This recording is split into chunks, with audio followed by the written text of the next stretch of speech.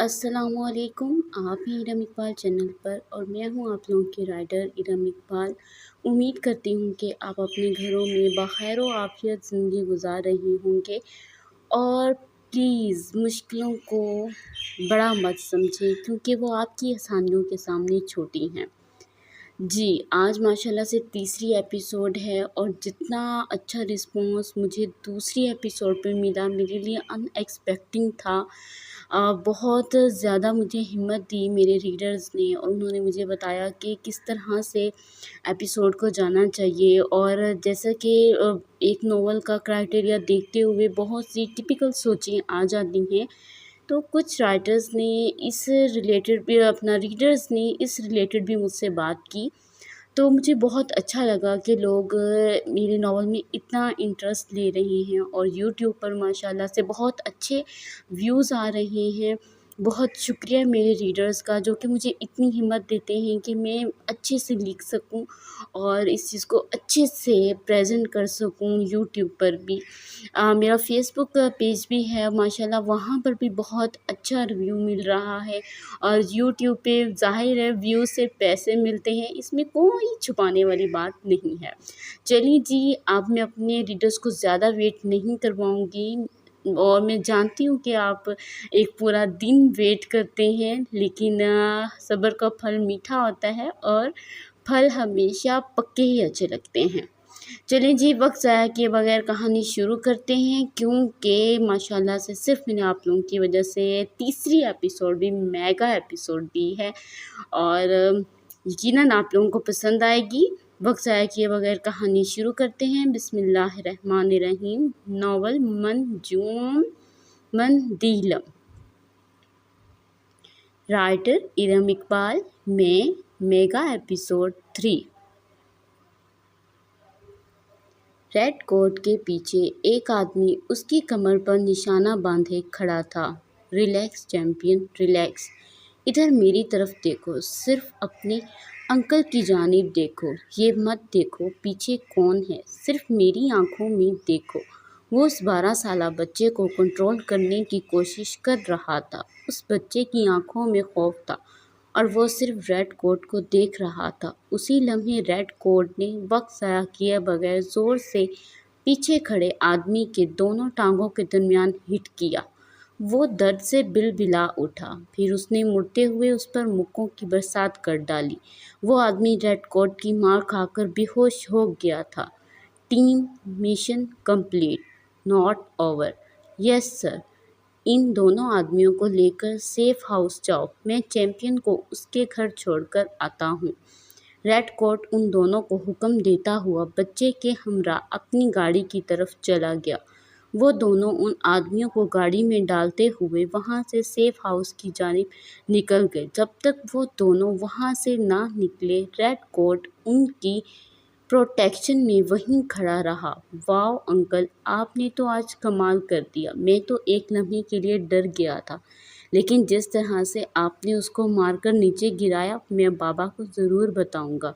Red کوٹ اپنے چہرے کا ماسک اٹھاتے ہوئے ریلیکس ہوا اور اس کی بات پر مسکرایا۔ انکل، میں آپ کو اپنا سیکرٹ بتاؤں، لیکن آپ مجھ سے وعدہ کریں کہ بابا کو نہیں بتائیں گے۔ پنکی پرومس۔ چیمپئن، بالکل نہیں بتاؤں گا انکل، میں بڑا ہو کر نہ آپ کی طرح بنوں گا، لیکن بابا چاہتے ہیں کہ میں ڈاکٹر بنوں، لیکن مجھے تو آپ کی طرح بننا ہے۔ وہ اس 12 سالے بچے کی بات سن کر حیران ہوا۔ آپ نے مجھ سے وعدہ کیا ہے کہ یہ بات بابا کو نہیں بتائیں گے۔ یس چیمپئن، میں اپنے وعدے پر قائم ہوں۔ جب میں بڑا ہو جاؤں گا تو آپ مجھے اپنا جیسا بننے کے لیے ہیلپ کریں گے نا؟ یس آف کورس چیمپئن، اس نے اس کے بالوں کو بگاڑتے ہوئے کہا۔ نو انکل، میرے سٹائل کو مت خراب کریں۔ آج کل کے بچے عجیب ہیں، بیوٹی کانشیس۔ انکل، میں نے آپ کی ساری بات سن لی ہے، بہت تیز ہیں تمہارے کان چیمپئن۔ انکل، ہم لڑکوں کو بھی اپنا خیال رکھنا چاہیے، ورنہ لڑکیاں ہمیں گھاس نہیں ڈالیں گی۔ ارے ارے، چھوٹے سے ہو اور کتنی بڑی بڑی باتیں کرتے ہو۔ ریڈ کوٹ اس کی باتوں پر حیران ہوا تھا۔ ویسے بھی دونوں کے درمیان کافی بے تکلفی تھی، دونوں میں باتوں میں پتہ ہی نہ چلا کب راستہ طے ہو گیا۔ ریڈ کوٹ اپنی چیف کے گھر موجود تھا۔ لو چیمپئن، تمہارا گھر آ گیا۔ وہ اس بچے کے ہمراہ اس شاندار کوٹھی میں داخل ہوا جو اپنی نفاست کا منہ بولتا ثبوت تھی۔ وہ گھر کے پچھلی طرف سیدھا چیف کے آفس کی جانب گیا۔ آؤ ریڈ کوٹ، مجھے پوری امید تھی کہ یہ مشن تم کمپلیٹ کر کے ہی آؤ گے۔ وہاں پر موجود کھڑی شخصیت اسے پورے دل کے ساتھ ویلکم کر رہی تھی۔ چیف، آج تک ریڈ کوٹ نے کوئی بھی مشن ادھورا نہیں چھوڑا تو اب یہ کیسے چھوڑ سکتا تھا؟ اور یہ مشن تو میرے لیے بہت ہی امپورٹنٹ تھا۔ بابا، وہ بچہ چیف کے گلے لگتے ہوئے خوش ہونے لگا۔ بابا، آپ کو پتہ ہے وہ لوگ مجھے دوپہر کو اسکول کی چھٹی کے وقت اٹھا کر لے گئے تھے۔ ان کے منہ پر کالے رنگ کے کپڑے بندھے ہوئے تھے اور پھر یہ انکل آئے اور انہوں نے مجھے بچا لیا۔ رافع بیٹا، جاؤ جا کر اپنی ماں سے مل لو، تمہارے لیے بہت زیادہ پریشان تھی۔ مجھے انکل سے کچھ ضروری باتیں کرنی ہیں۔ اوکے بابا۔ وہ بچہ ریڈ کوٹ کے ساتھ ہائی فائی کرتے ہوئے باہر نکل گیا۔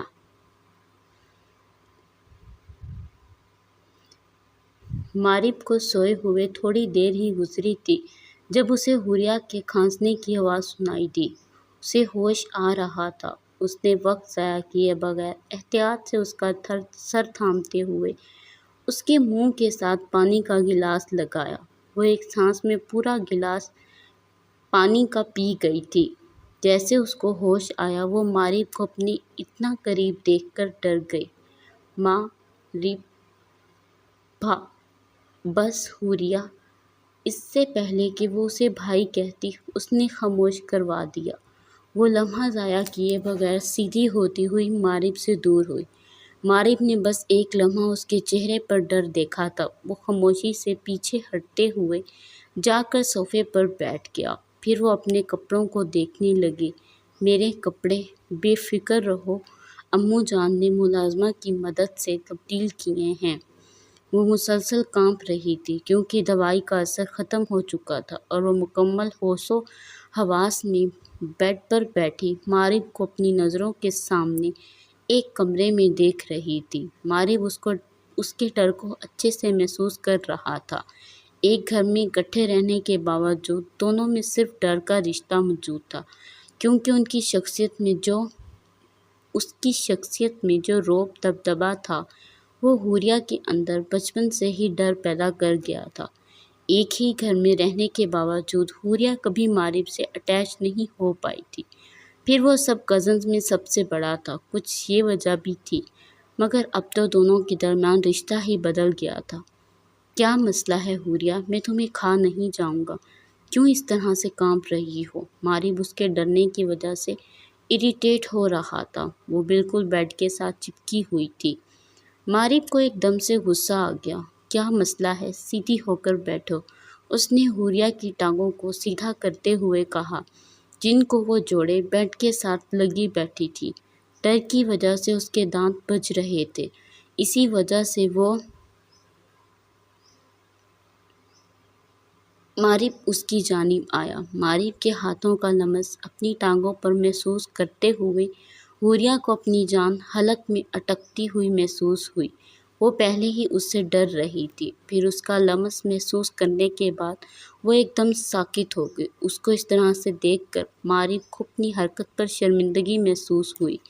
وہ جا کر صوفے پر بیٹھ گیا، مگر اس کے بعد حوریہ کی کپکپاہٹ میں کمی ہوئی تھی۔ وہ ساکت بیٹھی مغرب کو دیکھ رہی تھی۔ تمہارا ہی ہوں، کیا نظروں سے کھا جاؤ گی؟ مغرب نے اس کی نظروں سے پزل ہوتے ہوئے کہا۔ حوریہ نے اس کی بات سنتے ہوئے بے ساختہ اپنی نظروں کا زاویہ بدلا۔ مغرب اس کا خیال کرتے ہوئے دوبارہ سے صوفے پر لیٹ گیا تاکہ وہ بھی سکون سے سو جاتی، مگر اب نیند کس کو آنے والی تھی؟ حوریہ کی نظروں کے سامنے تمام منظر لہرانے لگے۔ Flashback. حوریہ بلاج علی شاہ۔ وقار احمد دستگیر تم سے بہت محبت کرتا ہے۔ تم کہو تو یہ چاند ستارے تمہارے قدموں میں بچھا دوں۔ پاگل ہو گئے ہو کیا؟ ہاں بالکل، میں تمہاری محبت میں پاگل ہو گیا ہوں اور میں دنیا کو بتانا چاہتا ہوں کہ اس دیوانے کو حوریہ بلاج علی شاہ سے دیوانگی کی حد تک محبت ہو گئی ہے۔ اچھا آہستہ بولو، اگر کسی نے سن لیا نا تو لینے کے دینے پڑ جائیں گے۔ چل کرو، کزن ہوں تمہارا، کوئی غیر تو نہیں، اور ویسے بھی پوری حویلی والے سو رہی ہیں، اس لیے تمہیں پریشان ہونے کی ضرورت نہیں ہے۔ تمہیں ایک بات بتاؤں، میں اور ماما اسی وجہ سے ہی یہاں پر آئے ہیں۔ وہ صبح ہوتے ہی ماموں جان سے بات کرنے والی ہیں۔ سچی؟ تم سچ کہہ رہے ہو؟ ہاں بالکل، میں سچ کہہ رہا ہوں۔ اب ہم دونوں کی محبت کو منزل ملنے والی ہے، بس میری تو یہی دعا ہے کہ تایا جان مان جائیں۔ ارے وہ کیوں نہیں مانیں گے، آخر میں ان کا اکلوتا بھانجا ہوں، وہ میری خواہش ضرور پوری کریں گے۔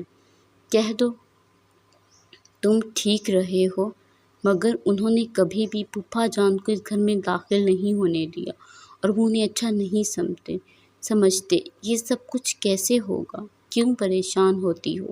وہ بڑوں کی باتوں کو ہمارے درمیان نہیں آنے دیں گے، مجھے پورا یقین ہے۔ وہ مراد شاہ ہیں۔ پھر وہ دونوں گھٹنوں پر جھکتے ہوئے بولا، جب میں ان کے سامنے اپنی جھولی پھیلاؤں گا اور ان سے کہوں گا کہ حوریہ کو مجھے سونپ دیں تو وہ میری بات کیوں نہیں مانیں گے؟ اس نے مصنوعی جھولی بناتے ہوئے کہا۔ اس کی ادا پر حوریہ زور سے کھلکھلائی۔ بس کر جاؤ وقار۔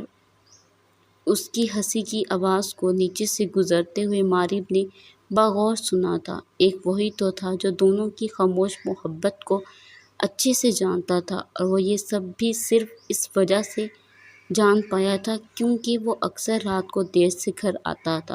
اس نے کئی بار دونوں کی آوازیں سنی تھیں، مگر اس نے ایک لمحے کو بھی یہ بات دونوں کو محسوس نہیں ہونے دی تھی، کیونکہ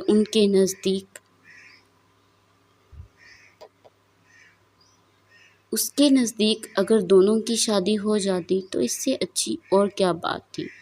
وہ ہمیشہ کی طرح دونوں کو انگور کرتا ہوا اپنے کمرے کی جانب بڑھ گیا، ہنستے ہوئے۔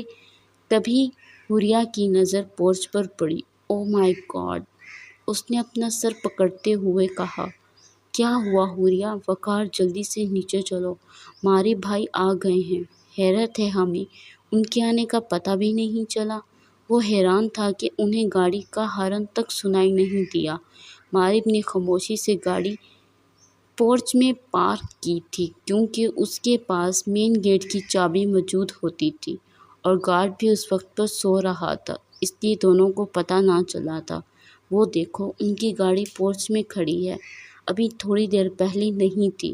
وقار مجھے بہت ڈر لگ رہا ہے، اگر انہوں نے ہمیں دیکھ لیا تو کیا ہوگا؟ حوریہ، ڈرنے کی کوئی بات نہیں، وہ اپنے کمرے کی طرف ہی گئے ہوں گے۔ مجھے نہیں پتا، مجھے اپنے کمرے میں جانا ہے۔ اوکے یار، ریلیکس کرو، میں پہلے جاتا ہوں، پھر تمہیں نیچے جا کر کال کروں گا۔ تم خاموشی سے اپنے کمرے کی جانب چلی جانا، پلیز جلدی سے جاؤ۔ وقار سیڑھیاں اترتا ہوا نیچے گیا۔ وہاں پر کوئی بھی موجود نہ تھا۔ اس نے حوریہ کو کال کی اور اسے نیچے آنے کا کہا۔ حوریہ دبے پاؤں چلتی ہوئی نیچے آئی۔ اسی پر دونوں کو اپنے پیچھے قدموں کی چھاپ سنائی دی۔ اسی پل خوف کے مارے حوریہ کا سانس حلق میں اٹک گیا اور وقار کے چہرے کا رنگ اڑ گیا۔ جب دونوں نے پیچھے مڑ کر دیکھا تو وہاں پر چیف نے اپنے کپڑوں والی الماری کھولتے ہوئے وہاں پر کوڈ لگایا تو ایک دروازہ اندر کی جانب کھلا جو کہ سیکرٹ ڈور تھا۔ وہاں پر سارے مشن ڈسکس ہوتے تھے، اور ریڈ کوٹ اب ہمیں پلان بی پر عمل کرنا ہے کیونکہ پلان اے سکسیسفل ہو چکا ہے۔ سر، ہم ان لوگوں کو ایسے بھی پکڑ سکتے تھے، مگر اس سب میں رافع کو ڈالنے کی کیا ضرورت تھی؟ ریڈ کوٹ، بعض اوقات ملک کی حفاظت کرنے کے لیے اپنی عزیز چیزوں کو قربان کرنا ہی پڑتا ہے۔ سر، میں آپ کا مطلب نہیں سمجھا۔ میں ان کے ارادوں سے اچھے طریقے سے واقف تھا۔ وہاں پر موجود ہمارے ایجنٹ نے مجھے بتایا وہ لوگ رافع کو کڈنیپ کرنے والے تھے، مگر اس سے پہلے کہ وہ لوگ کڈنیپ کرتے میں نے خود ان کی مدد کی۔ اس طرح ہم مزید ان کے پلان جان سکتے تھے اور آخر مجھے اپنے چیمپئن کی بھی تو حفاظت کرنی تھی نا، اس لیے یہ سب کچھ کیا۔ اس سے پہلے کہ وہ رافع کو کڈنیپ کرتے، میں نے اسکول ٹیچر کی مدد سے اس کے بیگ میں چپ لگوا دی تھی۔ انہیں یہ لگا کہ وہ میرے بیٹے کو کڈنیپ کر کے مجھے کمزور کر دیں گے، مگر میں نے ان کا پلڑا ہی الٹ دیا۔ ہمارا سیکرٹ ایجنٹ جو کہ ان کے ساتھ ملا ہوا ہے، اسی نے ہی رافع کی ساری لوکیشن ان لوگوں کو دی۔ یہ سب کچھ میں نے ہی اسے کرنے کے لیے کہا تھا۔ گڈ جاب ریڈ کوٹ، تم ہمیشہ میری امید سے زیادہ کام کرتے ہو۔ اچھا تم نے وہ چپ تو اتار لی تھی نا؟ یس سر، یہ لیں۔ اس نے جیب میں سے چپ نکالتے ہوئے چیف کے حوالے کی۔ اس سے ہمیں کافی مدد مل سکتی ہے۔ پورے 10 گھنٹے رافع وہاں پر موجود رہا ہے۔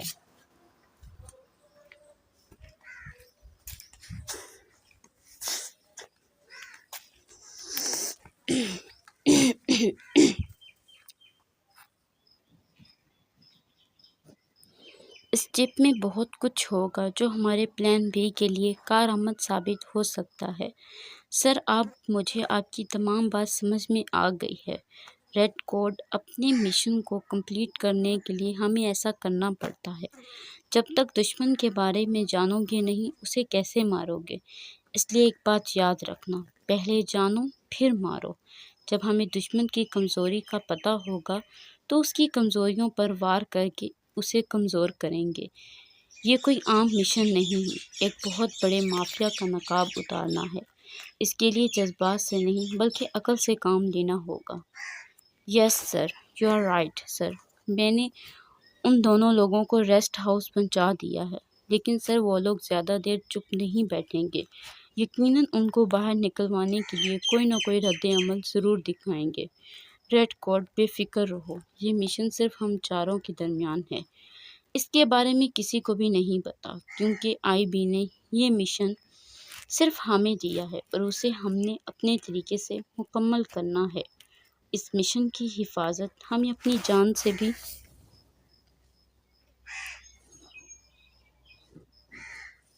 زیادہ کرنی ہے۔ یہ سب ملک کو تباہی سے بچانے کے لیے پلان کیا گیا ہے۔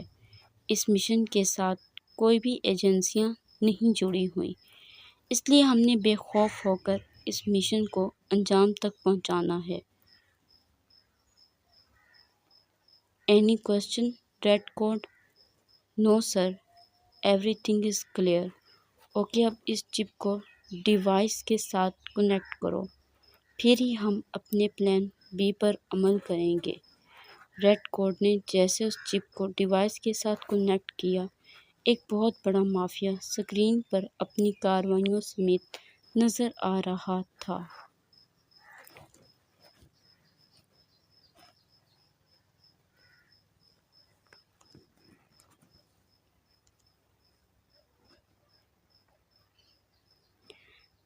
بہت شکریہ ریڈرز اتنی عزت دینے کا، اور جنہوں نے مجھے مفید مشورے دیے ہیں ان کا میں دل سے شکریہ ادا کرتی ہوں۔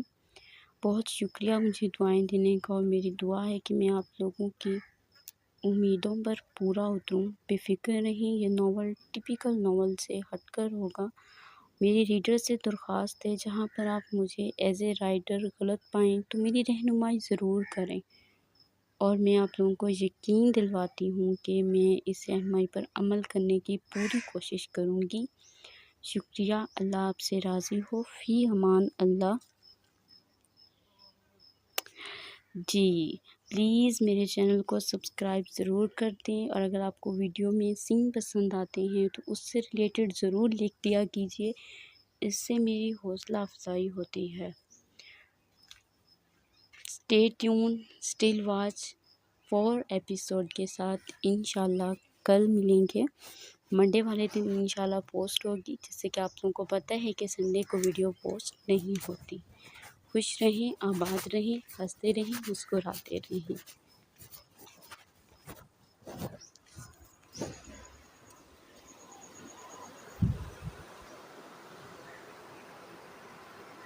اور اپنی دعاؤں میں یاد رکھیے گا، یقیناً آپ کو یہ ایپیسوڈ پسند آئی ہوگی، اور پلیز بیڈ کمنٹ سے اجتناب کرنا ہے آپ لوگوں نے۔